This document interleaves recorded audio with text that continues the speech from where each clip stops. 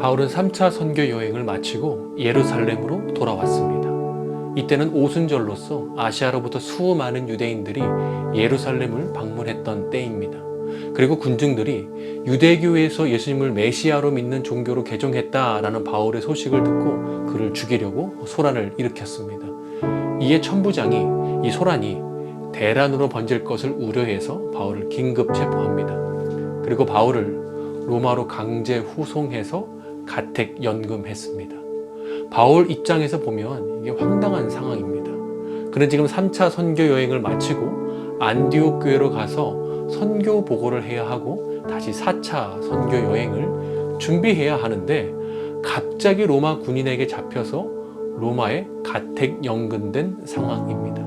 인생이 뜻대로 풀리지 않습니다. 우리도 그럴 때가 있지 않습니까? 하나님을 신뢰하며 믿음으로 인생길 걷는다라고 생각했는데 인생에 걸림돌이 생길 때 어떻게 해야 할까요? 오늘은 사도행전의 마지막 구절인 사도행전 28장 30절 31절 보겠습니다. 바울이 온 이태를 자기 셋집에 머물면서 자기에게 오는 사람을 다 영접하고 하나님의 나라를 전파하며 주 예수 그리스도에 관한 모든 것을 담대하게 거침없이 가르치더라. 사도행전의 저자인 누가는요, 사도행전의 마지막 글인 오늘 본문을 기록하면서 사도행전을 처음 읽는 최초 독자인 데오빌로에게 무엇을 의도했을까요? 그리고 데오빌로는 사도행전을 읽으면서 어떤 생각을 했을까요? 그는 사도행전의 처음 부분에 땅끝까지 이르러 내 증인이 되리라는 글을 읽으면서 와, 과연 이것이 가능할까라는 의문을 품었을지 모릅니다.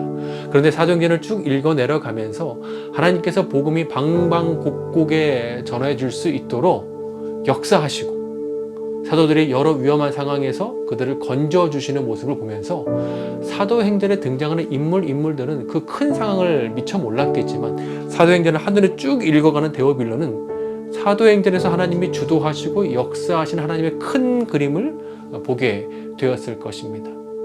바울은 로마에서 지금 가택 연금되어 있지만 그는 이렇게 말합니다. 빌립보서 1장 12절인데요. 형제들아, 내가 당한 일이 도리어 복음 전파에 진전이 된 줄을 너희가 알길 원하노라. 그는 가택 연금되었지만 이것이 복음 전파의 방해가 아니라 오히려 진전이 되었습니다. 이것이 하나님의 큰 그림이었습니다. 제주도에 가면요, 신비의 도로라고 불리는 도로가 있습니다.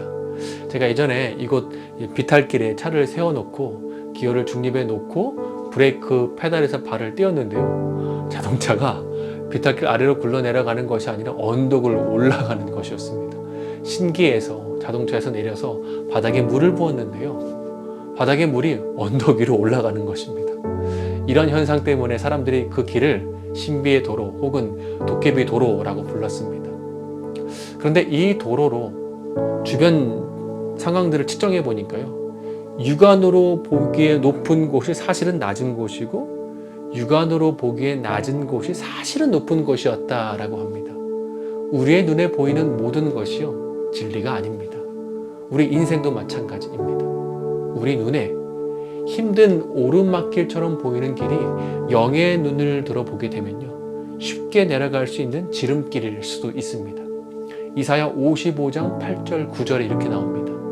이는 내 생각이 너희 생각과 다르며 내 길은 너희 길과 달라서 하늘이 땅보다 높음같이 내 길이 너희 길보다 높으며 내 생각이 너희 생각보다 높음이라. 하나님의 생각은 우리의 생각과 비교할 수 없을 만큼 크고 높고 완전하십니다. 찬송가 373장 1절 2절 가사가 이렇죠. 고요한 바다로 저 천국 향할 때 주 내게 순풍 주시니 참 감사합니다. 큰 물결 일어나 나 쉬지 못하나 이 풍랑 인연하여서 더 빨리 갑니다. 우리의 인생길에요, 고요한 바다와 순풍이 있을 때 참 감사하죠. 그러나 때로 우리의 인생길에 느닷없이 닥치는 풍랑이 있을 수 있습니다. 그러나 그리스도에는 이렇게 고백할 수 있습니다. 이 풍랑으로 인하여 더 빨리 갑니다. 이런 말이 있어요. 작은 액자에 큰 그림을 넣을 수 없다. 우리 안에 하나님의 큰 그림을 넣을 수 있는 우리 안에 영혼의 큰 액자가 필요합니다. 하나님을 더욱 신뢰하겠습니다. 하나님과 동행하겠습니다. 라고 결단할 때 우리 안에 영혼의 액자가 커집니다.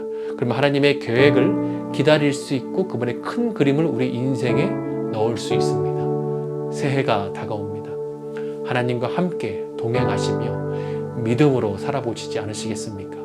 우리를 향한 주님의 큰 그림이 있음을 기억하십시오. 그리고 그분과 동행하시며 믿음으로 살아감으로 하나님의 큰 그림이 우리의 인생과 가정과 교회에 펼쳐지길 소망합니다.